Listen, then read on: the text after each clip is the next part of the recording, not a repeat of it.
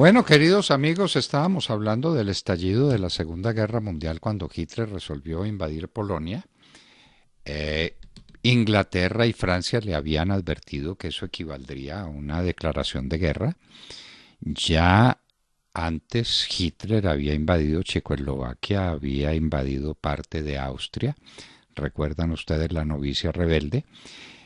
Pero mm, las potencias occidentales se habían negado a actuar sobre Alemania.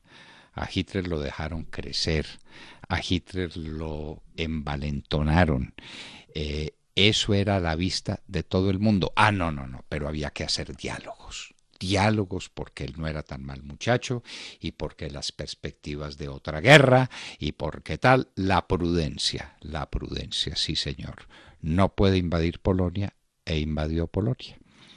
Y la invadió en una operación fulminante para que los polacos no estaban preparados.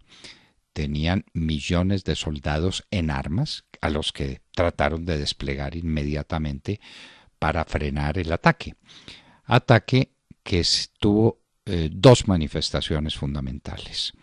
El ataque aéreo, muy rápidamente, en 2 días o 3 días, Alemania era dueña del aire y como dueña del aire atacaba sin compasión los grupos, los ejércitos y las divisiones de los polacos que tenían esta desventaja inmensa y que trataban de defenderse con unas armas que no eran del todo eficientes de las invasiones aéreas de los alemanes. Lo segundo era un despliegue inusitado, fantástico, de tanques de guerra, a lo que se había dedicado la industria alemana en el último tiempo y que estaban demostrando su gran eficacia, los famosos Panzer. Pues la guerra en Polonia se desató. Inglaterra inmediatamente respondió con declaración de guerra y Francia hizo lo mismo. Francia, que sería víctima inmediata de los ataques de Alemania, cuando Alemania resolvió que tenía que tomarse Francia y se la tomó. Se la tomó evadiendo la línea Maginot y cayendo sobre el norte de Francia y dejando prácticamente encerrados los ejércitos expedicionarios de Inglaterra y pues la parte del ejército francés que estaba en el norte del país. Pero vamos con Polonia, que es nuestro tema. La guerra no la resistió Polonia más allá de 4 semanas. Fue una guerra absolutamente meteórica, de una velocidad gigantesca, que cayó sobre el pueblo polaco y que lo derrotó en 4 semanas.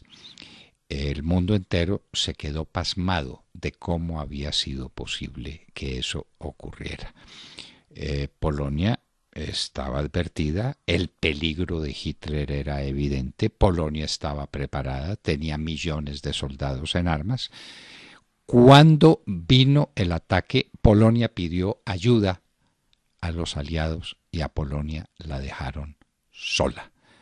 Francia no quiso intervenir, aunque decía que estaba combatiendo, era mentira, no estaba combatiendo a los alemanes en Polonia, y Inglaterra resolvió meterse dentro de su propio ego. Chamberlain, que era el que había dicho que había que negociar con Hitler, el de aquella, el que se humilla para evitar la guerra tiene la humillación y también tendrá la guerra, la frase famosa de Churchill. Chamberlain tampoco tomaba decisión, a Polonia la dejaron sola y Alemania, es decir, Hitler, se tomó a Polonia en 4 semanas fulminantes. No había nada que hacer. La Segunda Guerra Mundial, señores, había terminado, había empezado y le costaría al mundo más de 50 millones de muertos y destrucciones terribles e irreparables en gran parte de Europa y después en el Pacífico, cuando los japoneses, aliados de los alemanes, porque era el eje de Alemania, Italia y Japón en contra del resto del mundo. La Italia de Mussolini, el Japón que atacó Pearl Harbor en 1941, y esta tragedia empezó en días como hoy, con la invasión a Polonia que caería en un ataque fulminante para el que no estaba preparada, para el que para un tipo de guerra nuevo y distinto.